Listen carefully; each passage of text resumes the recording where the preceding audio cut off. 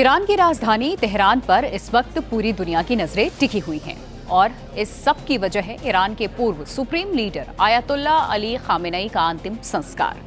Iran के पूर्व supreme leader ayatollah Ali Khamenei के अंतिम दर्शन और अंतिम विदाई के लिए लाखों लोग सड़कों पर उमड़ पड़े हैं।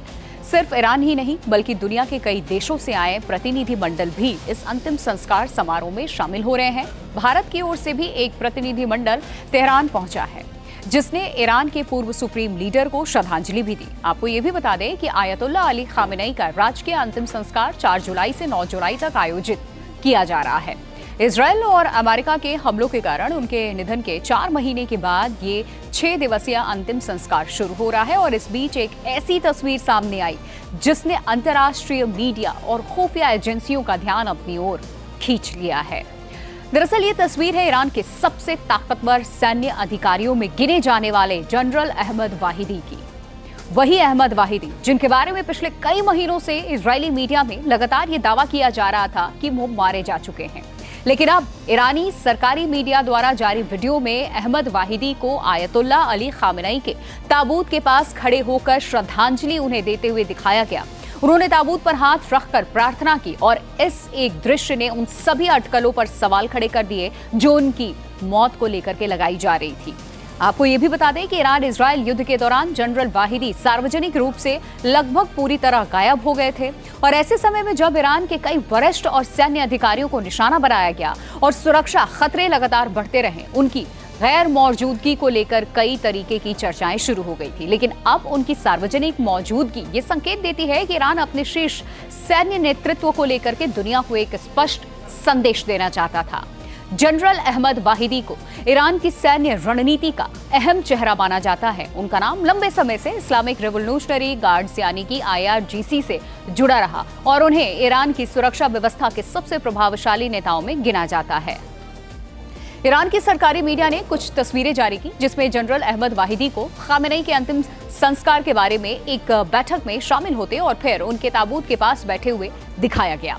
देखिए, गुरुवार रात तेहरान के डाउनटाउन इलाके में सुप्रीम लीडर के पुराने घर के पास ईरान के धार्मिक नेतृत्व ने उनके लिए एक छोटी सी प्रार्थना सभा आयोजित की थी। रिपोर्ट्स के मुताबिक वाहिदी अपने पूर्ववर्ती कमांडरों के मुकाबले कहीं ज्यादा आक्रामक और बेरहम हैं। वो ईरान के उस खतरनाक कुद्स फोर्स के सबसे पहले कमांडर रह चुके हैं जिसका नेतृत्व बाद में जनरल कासिम सुलेमानी ने किया था। इसी दौरान उन्होंने मध्य पूर्व में ईरान समर्थक सशस्त्र गुटों का नेटवर्क खड़ा किया था। अमेरिका और यूरोपीय संघ ने परमाणु कार्यक्रम और साल 2022 में महसा अमीनी की मौत के बाद हुए आंतरिक प्रदर्शनों को बेरहमी से कुचलने के आरोपों में उन पर कड़े प्रतिबंध लगा रखे थे। जानकारों का यह भी कहना है कि अमेरिका के साथ युद्ध को अस्थायी रूप से खत्म करने की बातचीत में ईरान के कड़े रुख को तय करने में वाहिदी का एक अहम रोल रहा, भूमिका निभाया इन्होंने। माना यह भी जाता है कि वो उस छोटे से समूह का हिस्सा है जो ईरान के नए supreme leader ayatollah Mustafa Khamenei के सीधे संपर्क में है। आपको ये भी बता दें कि मुस्तफा 28 फरवरी को हुए इजरायली हमलों में घायल होने के बाद से छुपे हुए हैं, जबकि हमलों में उनके पिता अली खामेनेई की मौत हो गई थी। और दूसरी ओर आयतुल्ला अली खामेनेई के अंतिम संस्कार में शामिल होने के लिए मध्य पूर्व, एशिया, अफ्रीका और अन्य क्षेत्रों से कई देशों के प्रतिनिधि तेहरान पहुंच रहे हैं। विभिन्न राजनीतिक, धार्मिक और कूटनीतिक हस्तियां श्रद्धांजलि अर्पित इन्हें कर रही हैं। भारत की ओर से भी एक प्रतिनिधि मंडल ने समारोह में भाग लेकर के अपनी संवेदना व्यक्त की है, जो दोनों देशों के लंबे कूटनीतिक संबंधों को दर्शाता भी है। और अब पूरी दुनिया की नजर सिर्फ अंतिम संस्कार पर नहीं बल्कि उन संदेशों पर भी है जो इस समारोह से निकल करके सामने आ रहे हैं।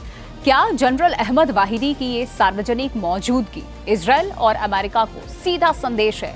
क्या ईरान ये दिखाना चाहता है कि उसके शीर्ष सैन्य नेता सुरक्षित है और उसका नेतृत्व पूरी तरह सक्रिय है? खबरों की रणभूमि में यहाँ शोर नहीं, सोच लड़ती है। जहां शब्द नहीं, फैक्ट्स वार करते हैं और हर सवाल खोलता है सच की नई परत।